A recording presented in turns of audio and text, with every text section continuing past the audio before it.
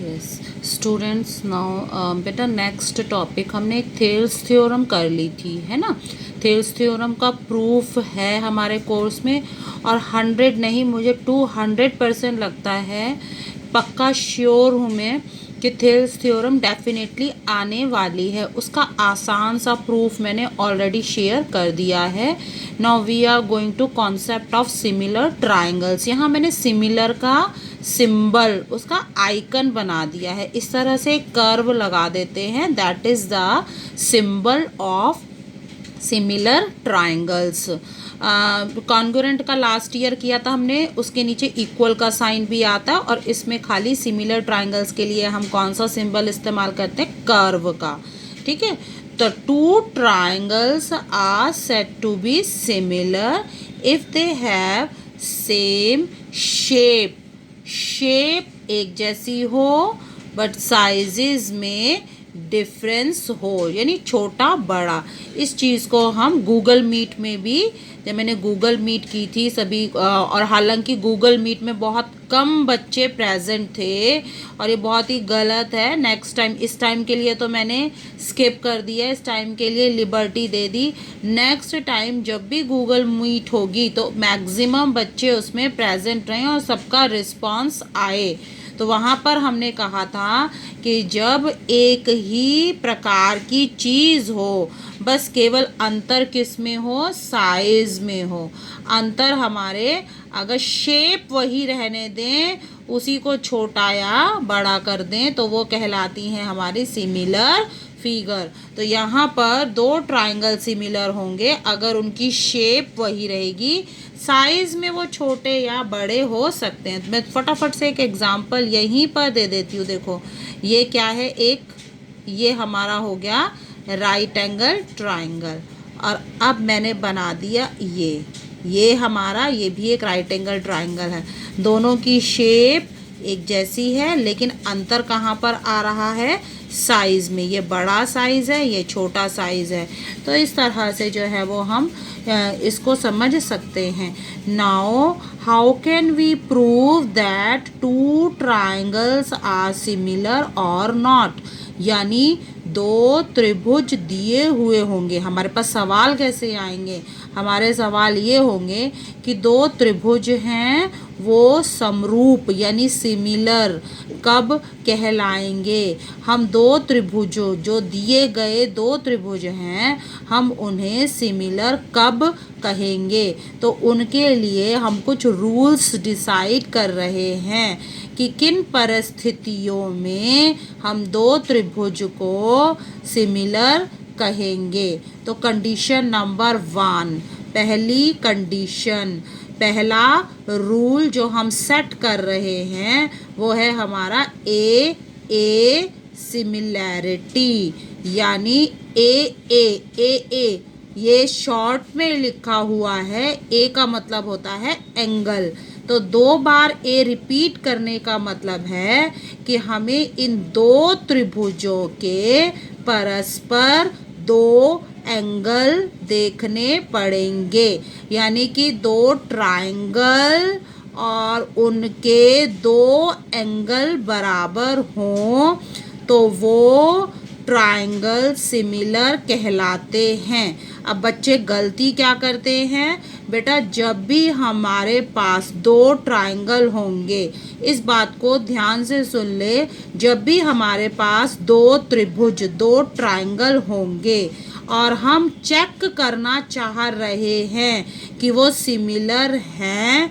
या नहीं, तो उन्हें सिमिलर करने के लिए अब हम कौन सा वाला रूल इस्तेमाल करेंगे, ए सिमिलैरिटी। और उस ए सिमिलैरिटी को चेक कैसे करेंगे कि हमने त्रिभुज ये वाला, ये है त्रिभुज नंबर 1 और ये है हमारा त्रिभुज नंबर 2, और इनमें जब कंपैरिजन करेंगे, ध्यान रखेंगे बच्चे अक्सर गलती क्या करते हैं, हमें इन 2 त्रिभुजों को सिमिलर करना है, तो इसका एक कोण और इसका एक कोण ऐसे करेंगे, इसमें से एक बॉडी पार्ट को और इसमें से एक बॉडी पार्ट को आपस में चेक करके देखेंगे। हमने इनके कोणों को ही नहीं देखना, ऐसा नहीं करना कि इसका ये इसके बराबर है, एक को नहीं, बल्कि एक का देखो एंगल ए को डी के साथ, यानी इसका एक कोण इसके एक कोण के साथ, इसका एक कोण इसके एक कोण के साथ। चलो मैं इसे ना फटाफट से एक और एग्जाम्पल के थ्रू क्लियर करने की कोशिश करती हूँ। जैसे हमने दो बच्चे खड़े कर दिए और हम कह रहे हैं कि चलो इन्हें आप सिमिलर करो, तो वहाँ पर हम क्या करेंगे, जब हम कहेंगे देखो इनके हाथ की नाप लो, इनके हाथ की छाप लो, तो क्या करेंगे, एक बच्चे को ये कहेंगे कि हाँ तुम ही अपनी उंगलियों को मिला लो, तुम अपने दाएं हाथ को तुम बाएं हाथ से मिला लो। क्या उसी बच्चे के दाएं और बाएं मिलवाएं? नहीं, हम क्या करेंगे, पहले बच्चे का दायां हाथ दूसरे बच्चे के दाएं हाथ से कंपेयर करेंगे और इसी प्रकार पहले बच्चे का बायां हाथ दूसरे बच्चे के बाएं हाथ से कंपेयर करेंगे, ना कि एक बच्चे का दायां बायां दोनों, उनको नहीं करना ना, एक ही बच्चे के दाएं को बाएं के साथ नहीं, बल्कि क्या करेंगे, पहले बच्चे का दायां दूसरे बच्चे के दाएं के साथ और पहले बच्चे का बायां हाथ दूसरे बाएं हाथ से नापेंगे। तो ठीक इसी प्रकार पहले त्रिभुज के एक एंगल को इस वाले से और दूसरे एंगल को दूसरे के साथ कंपैरिजन करके देखेंगे। इसी को कहते हैं कॉरस्पॉन्डिंग शब्द, यानी दाएं के साथ दायां, बाएं के साथ बायां, इस तरह से कंपैरिजन करना। तो जब हमने इन दो त्रिभुजों को परस्पर कंपैरिजन करके देखा तो हम किस नतीजे पर पहुंचे कि इस वाले त्रिभुज का कोण A इक्वल टू इस वाले त्रिभुज के कोण D के इक्वल है, यानी दोनों 55 हैं, हमें पता चल रहा है। और इसी प्रकार इसका B एंगल इसके E एंगल के बराबर है। तो इसका अर्थ इन दो त्रिभुजों में दो एंगल समान हो गए।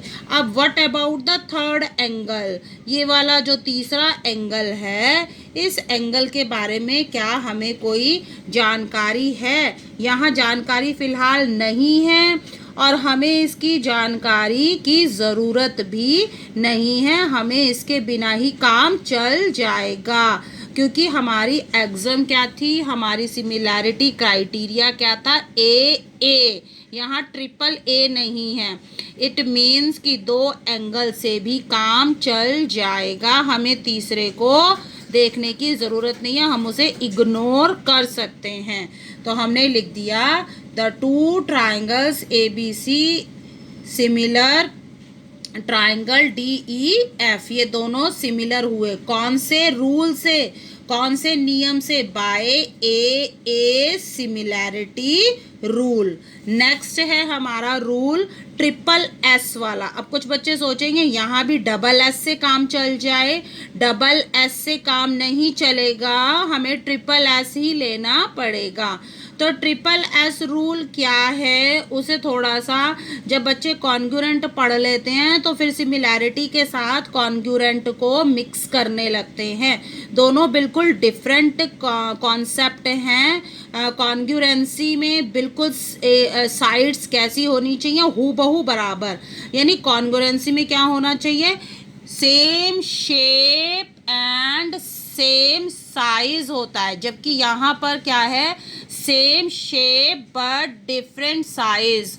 तो तुम्हें क्या लग रहा है, कई बच्चे अब क्या सोचेंगे, टू ट्राइंगल्स आर सिमिलर अगर उनकी साइड्स बराबर बराबर हैं, लेकिन साइड्स बराबर हो जाएंगी तो वो सेम साइज के हो जाएंगे और वो कॉन्ग्रुएंट हो जाएंगे। अब सिमिलैरिटी के लिए क्या कंडीशन है, क्या सिमिलैरिटी में भी साइड्स इक्वल होनी चाहिए? नहीं, इसे ध्यान से देखो। इफ यहाँ पर हम रेशो की बात कर रहे हैं, क्योंकि छोटा बड़ा हो गया तो हमारे को वहाँ किससे काम करना पड़ेगा, रेशो से। एंगल्स के कॉन्सेप्ट में हमने कहा था एंगल इक्वल होने चाहिए एकदम, लेकिन जब साइड्स की बात आती है, क्योंकि साइड्स अब छोटी बड़ी हो गई हैं, तो उस वजह से हम साइड्स को इक्वल ना कह करके ratio, if ratio of all corresponding sides are equal, अगर रेशो कॉरस्पॉन्डिंग साइड्स की इक्वल है। रेशो का मतलब क्या हुआ, फिर वही बात जैसे हमने क्या कहा था, एक बच्चे के दाएं हाथ का कंपैरिजन किससे करते हैं, दूसरे बच्चे के दाएं हाथ से। तो इसी प्रकार अब मैंने एक गड़बड़ कर दी, जब मैं नोट्स बना रही थी तो मैंने ध्यान नहीं दिया, मैंने एक बड़ा ट्रायंगल ले लिया और एक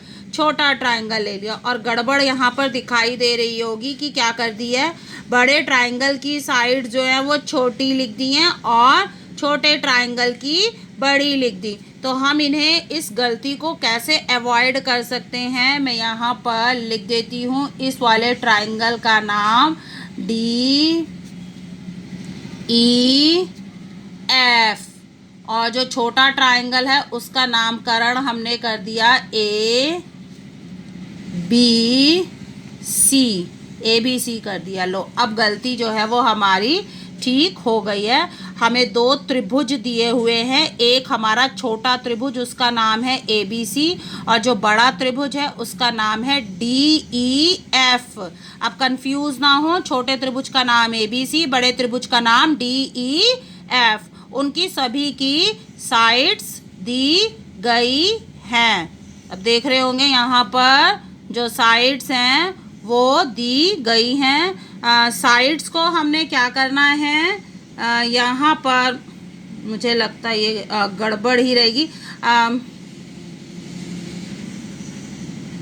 मुझे ना साइड्स चेंज कर देनी चाहिए थी। आई थिंक यहाँ पर साइड्स हमें क्या रखनी पड़ेगी, AB की साइड्स हो गई हमारी 4, ये है हमारी 4 और ये है हमारी 8, मुझे पूरा ही चेंज करना पड़ेगा। ये हो गई हमारी 10.4 और ये हो गई हमारी 5.2। ओके, आई होप कि सभी बच्चे मैनेज कर लेंगे। अब ये हो गया हमारा 6.4 और ये हो गया हमारा, काट करके लिख देती हूँ इसे, 3.2। इसकी साइड्स हैं 4, 5.2 और 3.2, इसकी साइड्स है 8, 10.4 और 6.4।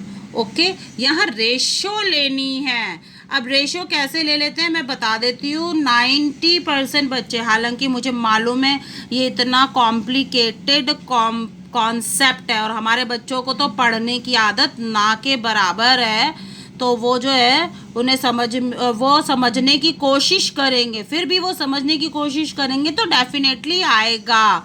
तो रेशो ऑफ कॉरस्पॉन्डिंग साइड्स हम ले रहे हैं। तो देखो क्या कर रहे हैं, इस वाली के बटे में ये वाली, मैंने क्या कहा था, दाएं के साथ दायां, बाएं के साथ बायां, ऊपर वाले के साथ ऊपर वाला, नीचे वाले के साथ नीचे वाला। तो बिल्कुल उसी कॉन्सेप्ट पे हमें काम करना है।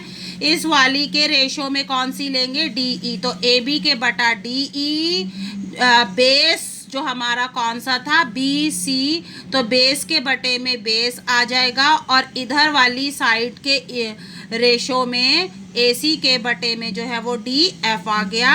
और बाद में हमने उनकी कॉरस्पॉन्डिंग वैल्यूज को जब पुट कर दिया तो हम क्या देख रहे हैं, सभी में रेशो जो कट करके है 1/2 1/2 1/2 आ गई। यानी हमने कंपैरिजन हमारा करने का काम खत्म हो गया। कंपैरिजन किया तो हम किस नतीजे पर पहुंचे कि all ratios of corresponding sides are equal. It means these two triangles ABC and DEF are similar। तो एक रूल हमारा कौन सा था, AA सिमिलैरिटी, जहाँ पर हम दो एंगल्स का कंपैरिजन करके पता लगा सकते हैं ट्राइंगल्स कॉन्ग्रुएंट है या नहीं। दूसरा हमारा था SSS सिमिलैरिटी। वहाँ पर हमें क्या देखना होता था, तीनों साइड्स का रेशो चेक करना पड़ता था। और अब फाइनली तीसरे नंबर का रूल है हमारा SAS क्राइटेरिया। इसे क्राइटेरिया भी बोलते हैं या सिमिलैरिटी एक्सम भी कहते हैं। तो थर्ड कंडीशन कौन सी है? SAS, यानी यहाँ पर क्या कर दिया, एक S को हटा करके, बीच वाला S हटा करके A को शामिल कर लिया। Side angle, side criteria. अब अच्छे से, बिल्कुल अच्छे से ध्यान देंगे कि साइड्स कभी भी सिमिलर ट्रायंगल्स की बराबर नहीं होती, बल्कि साइड्स का रेशो बराबर होता है। तो इसीलिए मैंने यहाँ पर लिखा, if ratio of two corresponding sides and one angle between them are same, अगर किन्हीं दो साइड्स का रेशो बराबर निकल जाता है और जो उनके बीच का एंगल है वो बराबर निकल जाता है, देन ट्रायंगल्स आर सिमिलर। मैं इसको इस तरह से बता देती हूँ। देखो यहाँ पर ये एक हमने सिर्फ इतना पोर्शन ही लिया है, मैंने ट्रायंगल कंप्लीट ही नहीं किया। यहाँ पर ट्रायंगल ना कंप्लीट करने के पीछे कुछ उद्देश्य है ताकि आप अच्छे से समझ लो। यहाँ पर मैं इसे लिख देती हूँ PQR, हमने 2 बार ले लिया था ना DEF, तो अब की दफ़ा एक बार। तो यहाँ पर क्या दिखाई दे रहा है, यहाँ पर 2 साइड्स और उनके बीच का एंगल, देखो 2 लाइनें और उनका एंगल। इसी प्रकार V चेक कर लेना, ठीक है। V में क्या आते हैं, V में आती हैं 2 लाइनें और एक एंगल, 2 लाइनें और एक एंगल। अगर ये बराबर हो, अब बराबर मतलब क्या है कि AB और PQ बराबर हो? नहीं, बिल्कुल नहीं, रेशो। तो AB बटा PQ ये लिख ली रेशो नंबर 1। रेशो नंबर 2 कैसे लिखेंगे? BC बटा QR, और ये हो गई 2 साइड्स की रेशो। और एंगल कौन सा है? Angle B is equal to angle Q। अगर ये बराबर है, ये रेशो बराबर है, 2 रेशो बराबर है और एक एंगल बराबर है, then we say that these triangles are similar. और मैंने यहाँ पर उसका जो है वो एक उदाहरण, एक एग्जाम्पल के थ्रू भी जो है वो उसे बता दिया है। यहाँ पर देखोगे एक ट्रायंगल ABC है और एक ट्रायंगल हमारा है PQR। इसकी साइड्स हैं 3 सेंटीमीटर, 3.6 सेंटीमीटर इसकी साइड्स हैं। ये हो गया हमारा ये मैंने यहाँ पर इसे हम इग्नोर ही क्यों ना कर दें, एक को हम इग्नोर कर देते हैं, ठीक है। हम 2 ही लेंगे ना, क्योंकि तो 4.2, 3.6 एंगल 30 डिग्री और इस तरह से 2 ट्रायंगल्स हैं। क्या इतनी इन्फॉर्मेशन के आधार पर हम कह सकते हैं कि ये 2 ट्रायंगल, देखो यहाँ पर हमें कितनी साइड्स दी हुई हैं, इस पहले वाले त्रिभुज की 2 साइड और एक एंगल। इसी प्रकार दूसरे त्रिभुज की भी 2 साइड दी हुई हैं और एक एंगल है। क्या इसके आधार पर कह सकते हैं? हाँ, कह सकते हैं। हम रेशो को चेक कर लेते हैं। हमने रेशो ले ली, कौन सी रेशो? AC, तो उसके बटे में कौन लेंगे? PR। ध्यान रखेंगे साइड्स का हम रेशो ले रहे हैं, उन्हें बराबर नहीं रख रहे हैं। इसी प्रकार BC बटा QR, तो इन सब वैल्यूज को रख के देखा तो यू विल सी 2/1 आ रहा है। वैल्यूज को रख पाओगे ना, क्योंकि फिर वीडियो बहुत बड़ी हो जाती है और कई इंपॉर्टेंट चीज़ें छूट जाती हैं, तो थोड़ा हमें जल्दी भी करना है।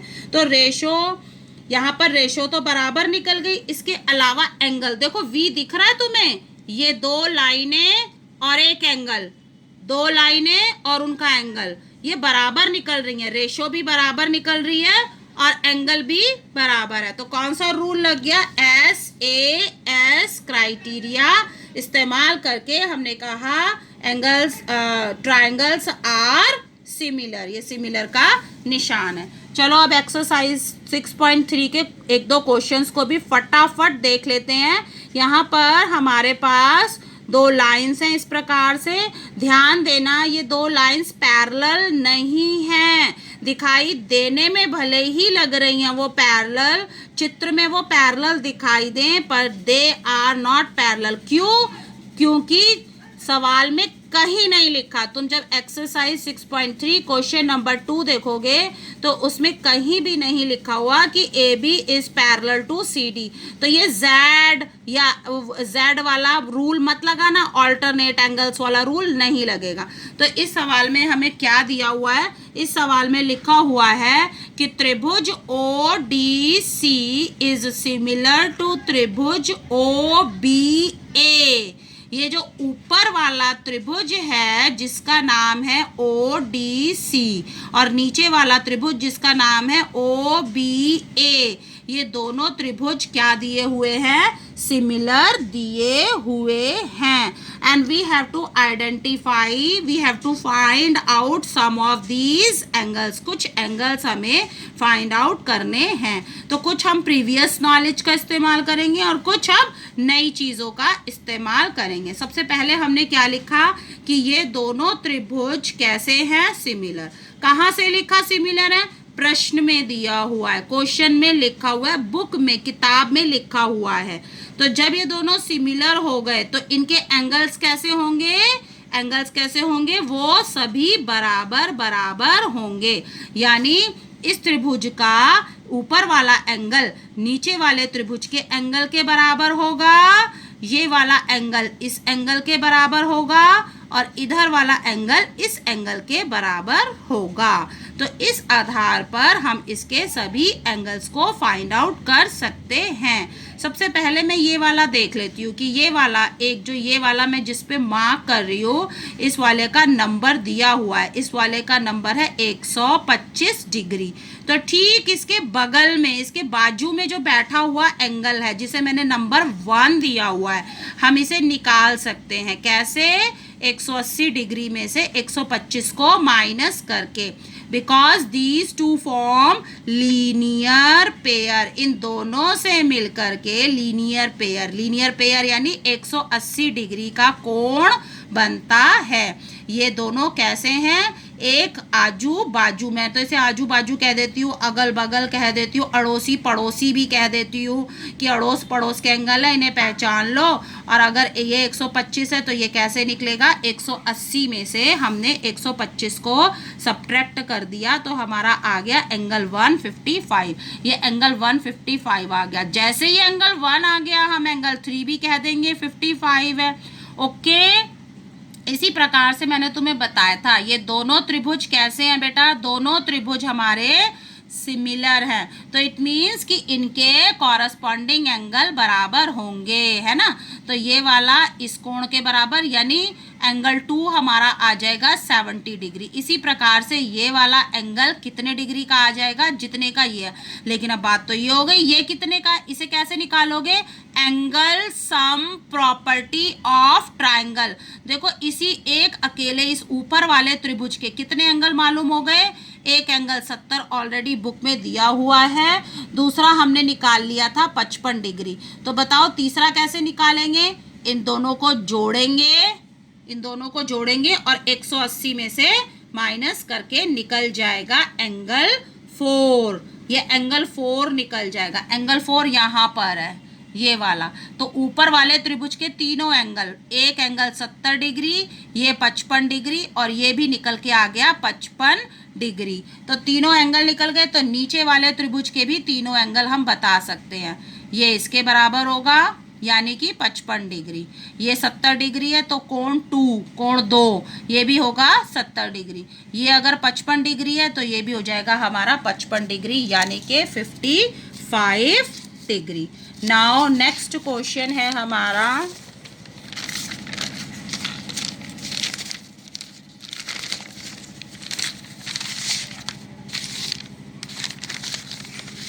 इसी प्रॉब्लम आ रही है मुझे। नेक्स्ट क्वेश्चन है हमारा एंगल, इस तरह से हमें एक ट्रेपेजियम दिया हुआ है, एक ट्रेपेजियम है हमारे पास और उस ट्रेपेजियम में क्या दिया हुआ, ट्रेपेजियम क्या होता है, पहली बात ट्रेपेजियम वो होता है जिसकी दो साइड्स कैसी होती हैं, जिसकी दो साइड्स पैरेलल होती हैं। कौन सी साइड्स पैरेलल हैं, ए बी और डी सी। बहुत सिंपल क्वेश्चन है, देखो अभी फटाफट हरीडली करना है। ओके, यहाँ पर दो साइड्स पैरेलल है तो क्या याद कर ले, ऑल्टरनेट एंगल z याद कर लेते हैं। देखो एक सीधा z मैं बना रही हूँ, एक सीधा z, सीधे z बनाया तो कौन से दो एंगल आए, 1 और 3। अब उल्टा कर दिया इसी z को तो कौन से एंगल आए, 2 और 4। और ये कौन से एंगल होते हैं, ये होते हैं हमारे ऑल्टरनेट एंगल। तो गिवन में हम क्या लिखेंगे, ट्रेपेजियम और AB parallel to DC। Proof क्या करना है, प्रूफ ये साइड्स की रेशो को इक्वल करना है। तो हम प्रूफ में कहाँ से शुरू करेंगे, sides are parallel, okay parallel, तो which angles are equal, angle 1 is equal to angle 3 Z। तो मैं ऐसे घुमाओ Z बन रहा है ना, तो angle 1 equal to angle 3 alternate angle. और इसी प्रकार से हम उल्टा Z कर देते हैं इसे। देखो अब मैं यहाँ से शुरू कर रही हूँ, ये घूमे और ये आ गए तो कौन से दो कोण हो गए, एंगल 2 एंगल 4। तो एंगल 2 एंगल 4 भी इक्वल है। क्यों है, कहाँ से कहें इक्वल है, because lines are parallel, lines parallel है, ऑल्टरनेट एंगल इक्वल होंगे। अब दो कोण बराबर हो गए, कौन कौन से, ऊपर वाले त्रिभुज के। ध्यान से देखो, एक त्रिभुज ऊपर बन रहा है, एक त्रिभुज नीचे बन रहा है। तो ऊपर वाले त्रिभुज में एक एंगल इस एंगल के बराबर है और ऊपर वाले का ये दूसरा कोण नीचे वाले के दूसरे कोण के बराबर है। तो इन दोनों त्रिभुजों में कितने एंगल्स आपस में बराबर हो गए, 2 एंगल्स बराबर हो गए। तो ऊपर वाला त्रिभुज नीचे वाले त्रिभुज के सिमिलर हो जाएगा। The upper triangle is similar to bottom triangle. तो ऊपर वाला त्रिभुज और नीचे वाला त्रिभुज कैसे हो गए, सिमिलर हो गए। और नीचे हमने क्या लिख लिया, उनकी साइड्स का रेशो लिख दिया। अब ये कहो पहले ही क्यों नहीं लिख दी रेशो, पहले कैसे लिखते, पहले हमें पता ही नहीं था ये सिमिलर है भी या नहीं है। अब मुझे एक क्वेश्चन कराना बहुत हरिडली कराना पड़ेगा। यहाँ देखते चलो, इस तरह से चित्र दिया हुआ है, देखो इस तरह से चित्र दिया हुआ है। इस चित्र में क्या है मैं तुम्हें बता दूं, एक ये बड़ा वाला V बन रहा है, देखो ध्यान से गौर से मेरे साथ देखते जाना। एक ये है बड़ा वाला V, कौन से त्रिभुज का है बड़ा वाला V, नाम लेना मेरे साथ, ये कौन से त्रिभुज का है बड़ा वाला V, ट्राइंगल TQR।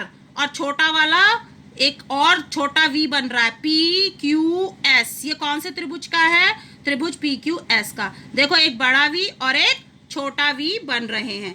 तो इन दोनों में एंगल, कौन सा एंगल कॉमन आ रहा है, एंगल 1 इन दोनों में कॉमन आ रहा है। इसके अलावा एक चीज और दी हुई है, angle 1 is equal to angle 2 दिया हुआ है। तो उसके आधार पर मैंने क्या लिखा, PQR इज आइसोसेलेस ट्राइंगल।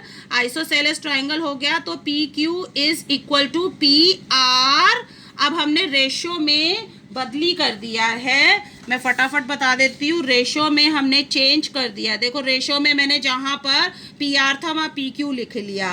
और ये लिखते ही हमें क्या दिखाई दे रहा है, दो साइड्स की रेशो और एक एंगल बराबर है, V बनता हुआ दिखाई दे रहा है जिसकी हमने बात करी थी। तो दीज टू आर, ये दोनों ट्राइंगल कैसे हो जाएंगे, similar, on which basis, SAS। Okay, अब मैं कंक्लूड कर रही हूँ क्योंकि वीडियो बड़ी हो रही है। ओके बेटा।